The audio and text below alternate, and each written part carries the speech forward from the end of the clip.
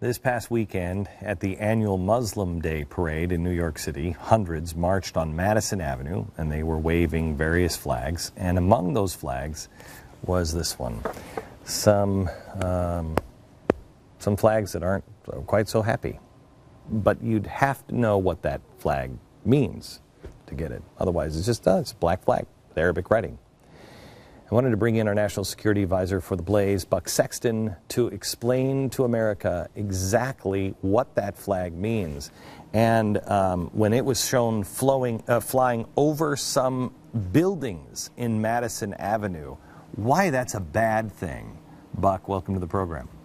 Glenn, thanks for having me on. The black banner, also known as the black flags of Khorasan. Now, this is something that stretches back into the earliest days of Islam. In fact, it references a rising up, if you will, of a Muslim army from a region called Khorasan, and they will have black banners. What's Khorasan? Well, I can show you here, Glenn. Khorasan is sort of this shaded area. It's roughly the stands, if you will. It's Tajikistan, Afghanistan, Iran. You can see, roughly speaking, the area they're talking about.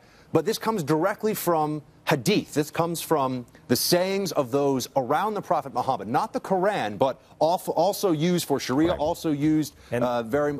The Hadith is a really scary book, is not, I mean, because that's where it gets really, the Hadith gets really, really intense and also talks, if I'm not mistaken, about the 12th Imam. Isn't that where we get the 12th Imam? That's exactly right, Glenn. The Hadith is based on something called the Isnad. Now, the Isnad is the chain of transmission. Essentially, who was near Muhammad that heard him say this, and how trustworthy do we find that person to be? Thousands of them. But you're asking specifically about the Hadith for Khorasan, for these black flags. Literally the reason that jihadists fly the black flags. We'll just read the Hadiths. We can because we know what they are.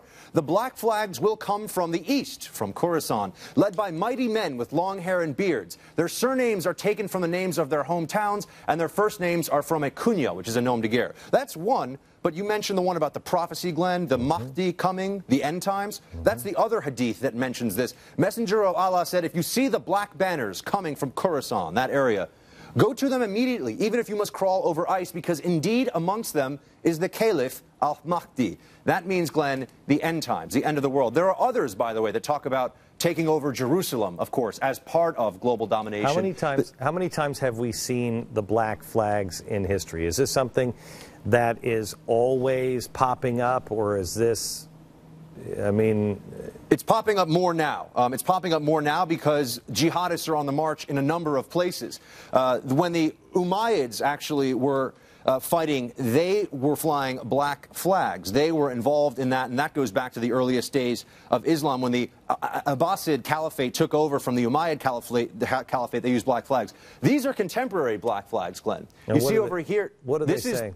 This is Jabhat al-Nusra. They have on this here, this is called the shehadah, the profession of faith. There is no God but God, and Muhammad is his prophet. It starts off, La ilaha illallah. That's what this writing is. And this is for Jabhat al-Nusra. That's their version of the jihad flag. This one, which is the one we saw flying in New York City, by the way, this is just the standard jihadist flag. This is a sort of everyman jihadist flag, if you will. This one over here is for the Islamic State of Iraq. Again, black, white writing, same basic principle. And we've seen it, Glenn, flying in Tunisia. We've seen it flying in Libya recently, by the way. We've seen it flying, of course, in Iraq. And, oh, by the way, that's our embassy in Egypt. That's one of the black flags of the Islamic State of Iraq there. Our flag, of course, being desecrated, all the anti-American graffiti. For TheBlaze, I saw this wall. I was here in June, and it's still up there. It's still covered in graffiti. But, Glenn, if that's not scary enough, with the end times and with, we see now, the black flags flying across the Middle East in the so-called Arab Spring, this is the one that actually hits the most home for me. That is the Al-Qaeda in Iraq version of the black flag, the shehadah, if you will. And this is the beginning of a beheading video. This black flag, the one we saw in New York City, that black flag, the one based upon the end times prophecy from the Hadith, from the earliest origins of Islam, that was used as the backdrop for beheading videos across the Middle East and specifically in Iraq, and it still is to this day. That's what that flag stands for. It's not a resistance symbol. Okay, so what does that tell you, Buck? I mean, does that tell you, I mean, is this something that, you know, it doesn't necessarily, because you have an American flag, doesn't make you an oppressor or a freedom lover. I mean, you know, whatever.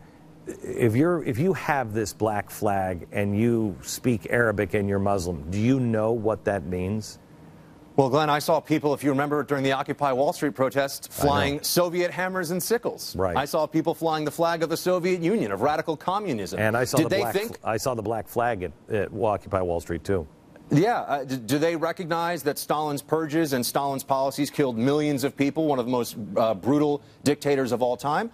I hope they know that history, but they certainly don't factor that into whether they're willing to wave a Soviet flag around here at home. Now, no one's questioning the legality of waving this flag. People can do that if they want, but I would not do that. But we should at least be willing to call it what it is. If this flag is being used as the backdrop for beheading videos, it's not because the jihadists are confused. In fact, it's because we refuse to accept who the enemy is. Some people have started to know more about this. Ali Soufan, a former FBI agent, wrote a book called The Black Banners, in which he discussed some of these issues. There are others who are raising the alarm because, Glenn, we can't say that the Syrian resistance is moderate. Remember, we went through that together here on the show, when they're going to put up the Syrian Free Army flag next to a jihadist flag. That doesn't jive because we know what they really want, the return of the Mahdi. Okay, so can I ask you something, Buck? And we've never talked about religion. I've only got about 90 seconds, so we should come back and do another episode together on this.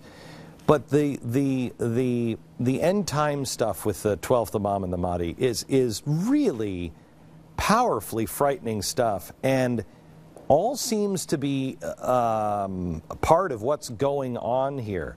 Do you buy into this? They'll say, oh, well, Iran's just saying that because it appeals to the people. Is this different than, 1,000 years ago?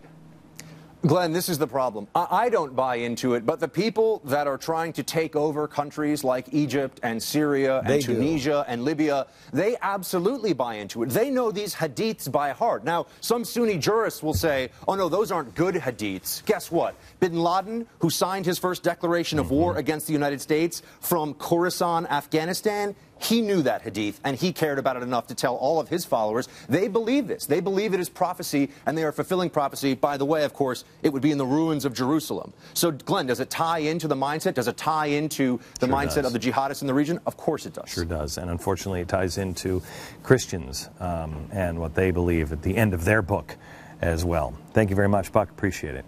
Thanks, Glenn. Back in a second.